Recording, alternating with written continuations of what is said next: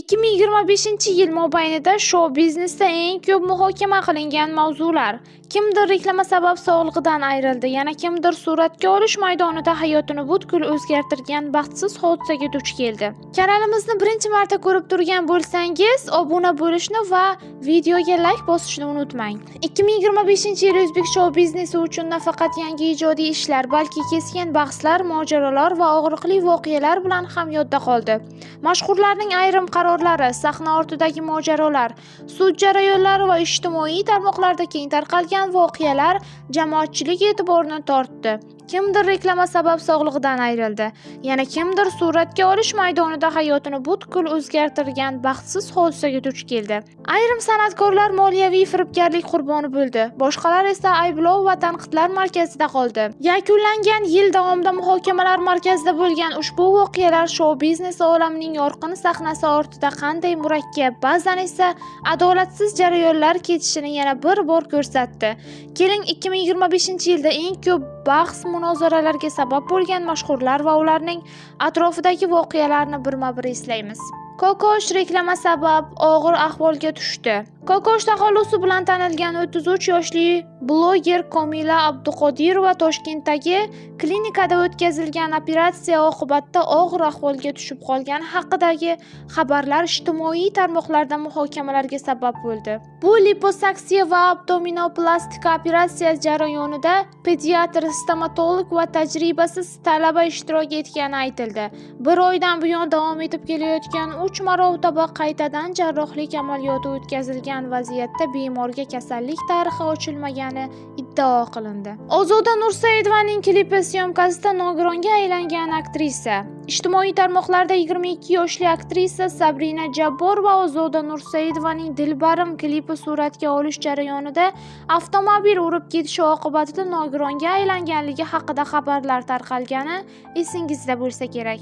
Baxtsiz hodisa 2024-yilning 7-noyabr kuni ro'y bergan bo'lsa-da, u bilan bog'liq gaplar 2025-yilning mart oyida tarqalgan. Klipda suratga tushayotgan voyaga yetmagan qiz Sevinch Marufovna Gelandwagen rusumli avtomobilni boshqarib, boshqa bir aktrisa Sabrina Jabborovani bosib ketgan.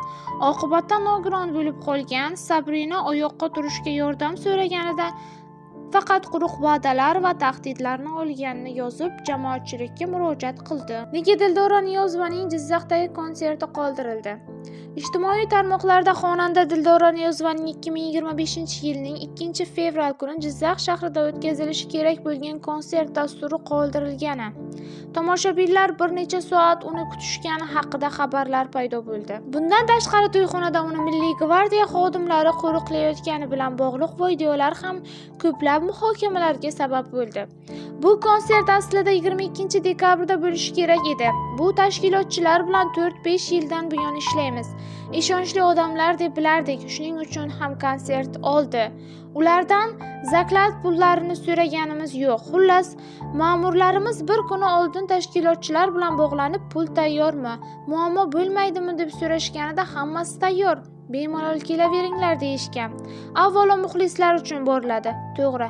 Ammo safarga jamoa uchun ozmuncha mablag' sarflanmaydi. Xullas, to'yxonaga yetib borganimizda tashkilotchilar uzr so'rab pul yo'qligini aytishdi. Buni qanday tushunish mumkin deb biroz jahlimiz chiqdi. Bu yerda boshqa gap bor edi. Keyin bilsak, tashkilotchilarning sherigi pulni olib qochib ketgan ekan. Dildora, mayli, birinchi seansni xayriya qilib o'tkazaylik, muxlislar ranjimasin dedi. Konsertni o'tkazganimizdan keyin tashkilotchilar 17:00dagi konsertni qoldiramiz. Biz shu yerda turib kelganlarga chipta pulini tarqatamiz deyishdi. U yerda tashkilotchilardan tashqari to'yxona egasi va Milliy gvardiya xodimlari ham bor edi. Jahongir Otajonov $195,000 ga chuv tushdi. Jahongir Otajonov 1985-yil Qashqadaryo viloyatida tug'ilgan xonanda tomonidan aldandi. Chuv tushgan xonanda sudlanuvchi bilan 2003-2009-yillar oralig'ida O'zbekiston Davlat konservatoriyasida tahsil olib yurgan kezlari tanishganini, ular dastlab aka-uka tutinganini, ammo tutingan do'sti va ukasi uning ishonchini oqlamay, aldab kelganini, bugungi kunda sudlanuvchilar $195,000 haqqi borligini aytib, suddan qonuniy chora ko'rishni so'radi. Qashqadaryolik xonanda sudda aybiga qisman iqror bo'lgan va ushbu pullarni san'at sohasidagi faoliyatini rivojlantirish uchun sarflaganini bildirdi.